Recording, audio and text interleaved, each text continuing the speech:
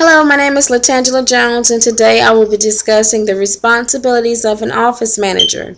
The key focus points I would like to begin with will begin with qualifications and skills, which is going to include having efficient problem solving and multitasking skills. Following that, I would like to go into professionalism. Professionalism will deal with being positive, having integrity, and being personable. Now, within that group, it will also deal with obtaining work ethic skills. The second focus point will deal with general office duties. The general office duties of an office manager will deal with maintaining office records, including accounting and clerical. The next focus point within this group will be leading staff meetings and presentations, and that's going to go into employee training and company progress reports. The last focus point I would like to go into is interacting with employees. This is going to deal with recruiting and training, which is going to cover advertisement and job training. And that last section is going to deal with hiring and termination, which is going to include interviewing and disciplinary actions and termination. So we go back to the top and we ask the question, who or what is an office manager? An office manager is an individual who has been given a specific responsibility to oversee a division or specific office of a corporation. They have a great deal of responsibility when it comes to making sure that the production flows very well within this company or this particular section that they have been given to oversee. The qualifications and skills you may ask, how do I or how do you become an office manager? An office manager can be achieved by either going to school and having the education, which is going to include a diploma or a degree, or also work experience. Many people come straight out of high school or either have a GED and they have the work experience of working in an office and they have gained that experience, and then therefore they are able to acquire that position. Also, it is important for an office manager to have efficient problem solving skills. Being over a great sum of people and a great deal of work and paperwork, it is important to be able to have a pretty efficient mind when it comes to problem solving and be able to get to the root of a problem and get everything efficiently handled and make sure the company still flows productively. So you must have a somewhat, not to say a brilliant mind, but a somewhat quick on your feet mind to be able to deal with the office manager position and be able to problem solve. Multitasking is another thing. You may have a phone call that come through, or you may have paperwork sitting on your desk, which is maybe in thick layers, and you have to make sure you have this signed. It deals with company policies and procedures, or someone coming into your office and asking questions, or meetings. So you have to be able to have a somewhat of agenda, have everything posted and be organized so that you can efficiently carry out the roles and the different things that you have to do being an office manager, from the paperwork, from the employees, from the staff meetings, and from just the standard precaution, and have the work, make sure everything flow productively. After having the multitasking and the efficient skills out of the way, you're going to go into professionalism.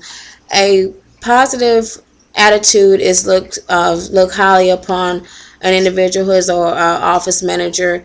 Someone that is personable, knows how to treat their employees, and is fair and understanding. At the same time, someone that has a backbone and is firm, and make sure that the company is the best interest of the company is discussed, and excuse me, not discussed, but is the main key, making sure that you have that in mind, and also being able to relate to the customers, the people who are your prospects, to make sure you know what the company wants and you can see here or there what needs to be tweaked in certain areas so that you can better provide service for the employees, so that they can provide service for the company's prospects or customers, and keep everything flowing productively. Next, we will go into obtaining work ethics. You want to have someone who is an office manager. You want someone who has great work ethic skills. You want someone that is on time, someone that is dependable, somebody that is honest. You want to make sure this person is able to communicate a great deal of work ethics when it comes to holding a leadership position. They need to exude every work ethic characteristic possible to make sure that this is a great mirror to the company, because you will be representing a corporation or a business or a particular office.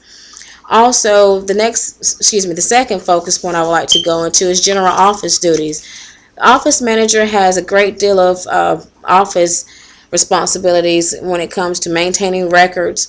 Accounting will deal with having to sign and make sure payroll is correct, make sure no one's being uh, make sure the time is right. You have to make sure people are clocking in and clocking out whenever they're supposed to clock in. You have to make sure you sign checks. You have to make sure the insurance on the company is being handled properly and all the paperwork is being turned in.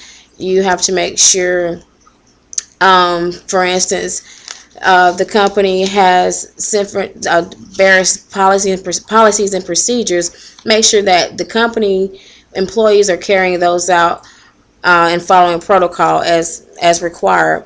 Also, another thing you go into is clerical. With clerical and accounting, you also deal with having to pay bills. And one of the main things that keeps the company going is energy. And if you have no power, you have no production. So we want to make sure that the bills are paid, and that is one of the main things, making sure that everything is flowing properly on the financial aspect, to make sure we're not going over the budget and we're within the budget, and to tweak things within that to make sure the accounting lays out properly.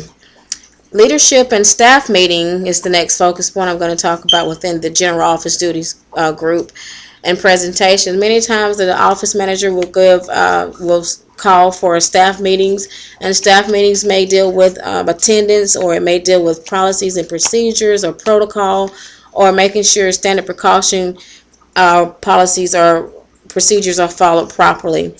And company progress reports is another reason why a office manager may call a staff meeting to either give individually a company's an employee's records and their report on how well they're doing with their attendance or production, or whatever that may be, the quality of service and care that they're giving.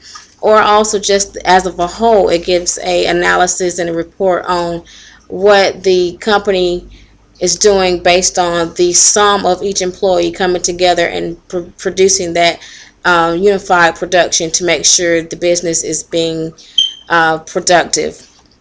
The last focus point I would like to go into is interacting with employees.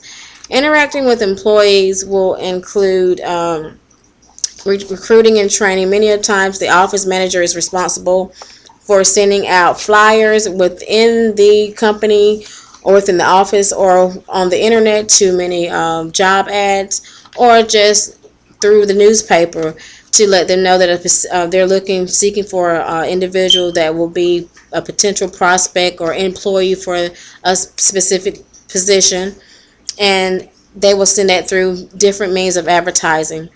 And job training, many a times there's job training. Many a times the office manager will set up job trainings to make sure that they have basic first aid, understand basic first aid qualities and skills, to make sure these skills are either tweaked or the license are renewed. CPR is another skill that may be a training or a class that is given through the company, and the office manager has to set up agenda and memos and set up all the stuff to make sure it goes out and everybody has the opportunity to attend. Another thing is, which is the last point I'm going to discuss, is hiring and termination. A office manager, after he or she have went through resumes and received resumes from advertisement for a specific position, he or she may go through the information to make sure this person is going to qualify, and then they'll call them in for an interview.